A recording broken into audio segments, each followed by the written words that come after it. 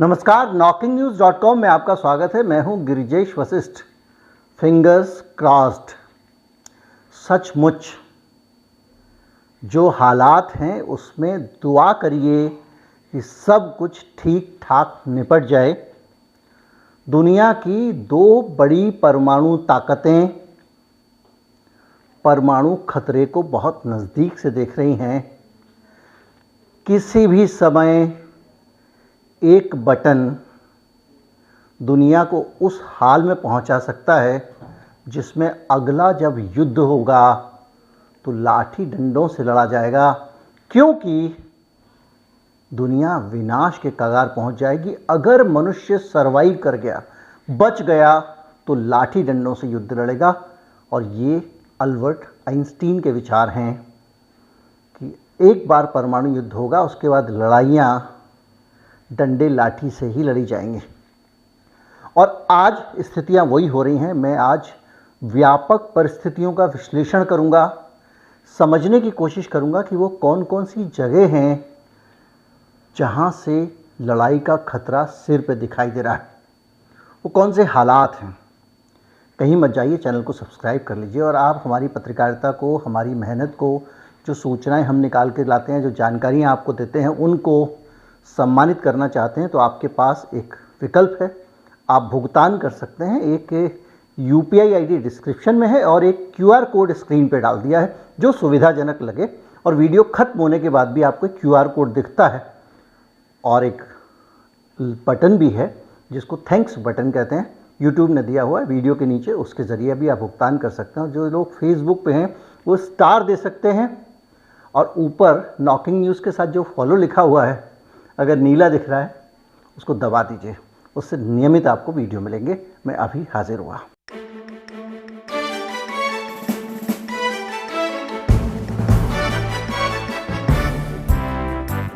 Biden ने आज कहा है, ये खबर है, मैं पहले आपको बता दूं, उसके बाद हम विश्लेषण पे चलेंगे।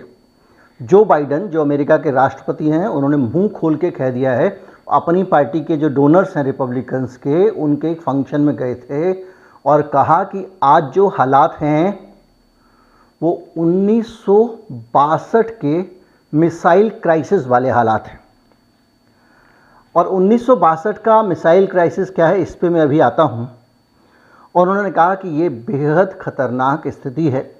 1962 का जो मिसाइल क्राइसिस था वो ये था कि कैनेडी साहब अमेरिका के राष्ट्रपति थे और उनको ये लगा कि वो क्यूबा पे आसानी से हमला करके कब्ज़ा कर लेंगे। 150 किलोमीटर कुल दूर है क्यूबा अमेरिका से, और अमेरिका को लगता था कि वो उस पर कब्ज़ा कर लेगा, जैसे चीन का ताइवान पे कब्ज़ा है, तो वहाँ कब्ज़ा कर लेगा वहाँ। और वो वहाँ पे उसने क्यूबा में घुसपैठ की कोशिश की। फिदेल कास्त्रो, जिनका हाल ही में निधन हुआ है, उन्होंने डट के मुकाबला किया अमेरिका का और अमेरिका को खदेड़ दिया। अमेरिका दोबारा हमला करने की, ऑपरेशन मंगूज नाम दिया उसने, और वो हमला करने की फिराक में था, प्लानिंग कर रहा था। और इस बार ये था कि क्यूबा बच नहीं पाएगा, क्योंकि अमेरिका एक बड़ी ताकत थी और क्यूबा एक छोटा सा देश। बस इरादे अच्छे थे। क्यूबा के बारे में बहुत सुना होगा आपने, कभी मौका मिलेगा तो बताऊंगा कि आज भी क्यूबा में बड़ी बड़ी इमारतें नहीं हैं, चमकीली गाड़ियां नहीं हैं, क्योंकि अमेरिका के सैंक्शन लगे हुए हैं, लेकिन हर आदमी को फ्री इलाज मिलता है, फ्री घर मिलता है। वो देश है क्यूबा, जिसके छोटे से देश ने कोरोना वायरस के दौरान पूरी दुनिया को मेडिकल मदद दी, अपने डॉक्टर्स भेजे। तो उस क्यूबा को कैनेडी साहब कब्ज़ा करना चाहते थे, क्योंकि क्यूबा एक ऐसा देश है जो कम्युनिस्ट देश है, जो समाजवाद में यकीन करता है और सभी को समान रखने वाली विचारधारा में विश्वास करता है।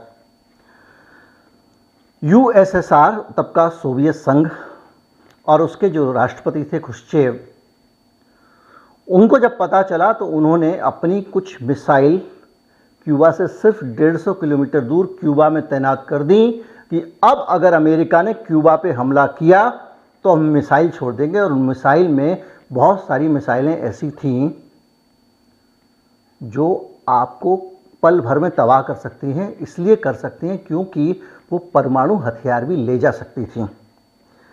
अमेरिका कितना भी बड़ा और ताकतवर देश हो, लेकिन 150 किलोमीटर दूर सोवियत संघ की मिसाइलें देखकर अमेरिका की हवा खराब हो गई थी। ये जानकारी मैं कहीं और से नहीं दे रहा हूँ, कोई सोवियत प्रोपेगेंडा से नहीं दे रहा हूँ। आप चाहें तो इस जानकारी को, जो हिस्ट्री है अमेरिका की, उसकी ऑफिशियल साइट से ले सकते हैं। स्क्रीनशॉट लगाता हूँ। तो ये जो है अमेरिका, इस तरह से अमेरिका के सिर पे खतरा मंडरा रहा था।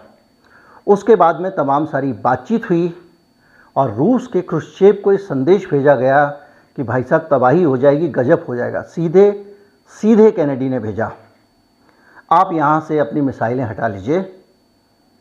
तो रूस ने कहा कि आप चुपचाप तुर्की में जो आपने अपनी मिसाइलें लगाई हुई हैं उनको हटाइए और वादा करिए कि आप क्यूबा पे दोबारा अटैक नहीं करेंगे।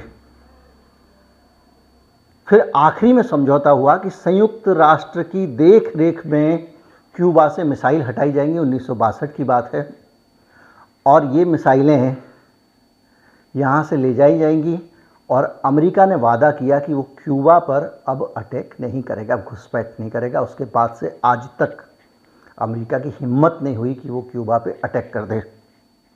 ये और ऐसी जानकारियां अगर आपको चाहिए, हमेशा मैं रिकमेंड करता हूं कुक्कू एफएम, और कुक्कू एफएम पे आप कर सकते हैं हासिल, क्योंकि कुक्कू एफएम पे बहुत सारी ऑडियो बुक्स हैं और एक ऑडियो बुक्स है जिसका नाम है the cold war era and it's politics. इसमें ख़ास तौर पे स्पेसिफिक ये 1962 की जो घटना है इसको बहुत अच्छे तरीके से ऑडियो फॉर्मेट में बताया गया है। महंगा नहीं है कुक्कू एफएम का सब्सक्रिप्शन, कोई 399 रुपये का है, लेकिन जो हमारे दर्शक हैं उनको मिलता है 199 में। इसके लिए आपको कुछ नहीं करना होता, लिंक है डिस्क्रिप्शन में, उसको क्लिक करिए और एक कोड है स्क्रीन पर KN50, उस कोड का इस्तेमाल कर लीजिए, कूपन कोड का, आपको सुविधा मिल जाएगी। और ये सुविधा सिर्फ, मेरे ख्याल से ऐसा सब्सक्रिप्शन कहीं और नहीं होगा कि 199 रुपये में 10,000 किताबें खुली मिल जाएं आपको। किताबें मतलब ऑडियो बुक्स, जिनको आप सुन सकें, जिनमें आप अलग बच्चों से जुड़ी हुई, बड़ों से जुड़ी हुई हर विषय पे जो है वो ऑडियो बुक्स हैं। अंतर्राष्ट्रीय विषयों पे बुक समरीज हैं, मतलब आपकी पूरी किताब, मोटी किताब को निचोड़ करके वो आपको सुना देंगे 5 मिनट में।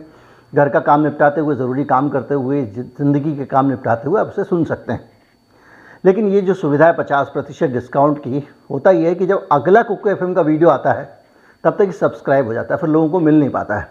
तो 250 जो लोग पहले होंगे वो इसका फ़ायदा उठा सकते हैं। वहाँ पे ये पूरा घटनाक्रम, जो मैंने जिस ऑडियो बुक का जिक्र किया उसमें ये पूरा घटनाक्रम बहुत शिद्दत से बताया गया है। तो ये जो जिक्र किया है बाइडेन ने 1962 का, ये क्यों किया, ये बड़ा सवाल है। क्यूबन मिसाइल क्राइसिस का जिक्र क्यों किया? क्योंकि उसके बाद से आज तक इतना बड़ा तनाव नहीं हुआ था जितना तनाव आज दिखाई दे रहा है। अब आप कहेंगे कहाँ तनाव दिखाई दे रहा है, रूस तो कुछ बोल ही नहीं रहा है।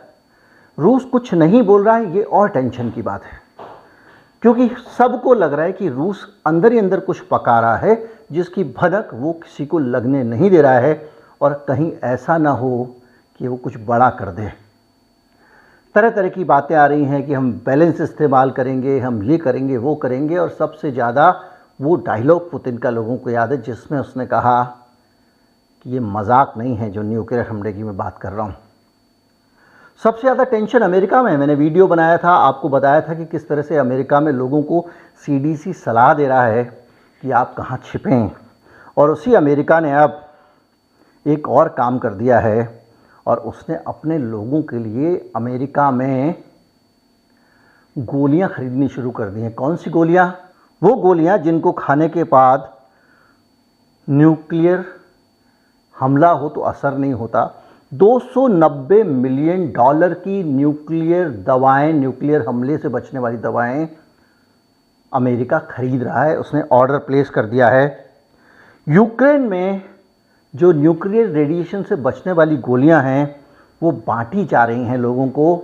इसके अलावा डेनमार्क में 20 लाख आयोडीन की टैबलेट खरीदी गई हैं। अमेरिका के जो UN चीफ, इसके अलावा बाइडेन ने अमेरिकन कांग्रेस से कहा है कि हम उसको $250 मिलियन दे दो आने वाले समय में ज़रूरत पड़ सकती है। खतरा बहुत बड़ा है। संयुक्त राष्ट्र के जो महासचिव हैं एंटोनियो गुटेरेस, उन्होंने कहा है कि एक गलतफहमी मानवता को विनाश तक ले जा सकती है। हालात इतने खतरनाक हैं। ब्रिटिश एनएसए जो है, नेशनल सिक्योरिटी एडवाइज़र ब्रिटेन का, उसका कहना है कि पश्चिम के बीच बातचीत टूटने के बाद परमाणु युद्ध का खतरा बढ़ गया है। चीन वेस्ट के साथ बातचीत कर रहा था और शांति करा रहा था। यही वजह है कि आगे बढ़ के भारत के प्रधानमंत्री मोदी ने रूस को भी कहा, जेलेंस्की को भी फ़ोन करके कहा कि भाई युद्धों से मसले हल होने वाले नहीं हैं। खुद जो आपका एलन मस्क है, उसने सलाह दी जेलेंस्की को, भाई मान जाओ, जितने हिस्से रूस ने कब्जा लिए हैं उनको कब्जा लेने दो, अब समझौता कर लो। इसलिए कि तबाही होगी। आप 500, 1000, 2000, लाख, 2 लाख, 10 लाख, 20 लाख लोग मरवाने के बाद फिर संयुक्त राष्ट्र जाएंगे और फिर समझौता करेंगे। उससे अच्छा है कि आज तबाही को रोक लो, क्योंकि स्थितियां बहुत खतरनाक हैं। और ये खतरनाक स्थितियां जो बन रही हैं वो एकदम बढ़ती चली जा रही हैं। पोलैंड में बाकायदा फायर डिपार्टमेंट को कहा गया है कि आप लोगों को आयोडीन की गोलियां बांटिए। यूरोपियन यूनियन ने, यूरोपियन कमीशन ने इमरजेंसी फंड इकट्ठा करना शुरू कर दिया है। किस लिए? परमाणु खतरे की हालत में। पोलैंड के अंदर, पोलैंड नाटो का सदस्य है, अमेरिका अपने न्यूक्लियर हथियार लगा रहा है ताकि ज़रूरत पड़ी तो रूस पे वहीं से हमला कर दिया जाएगा।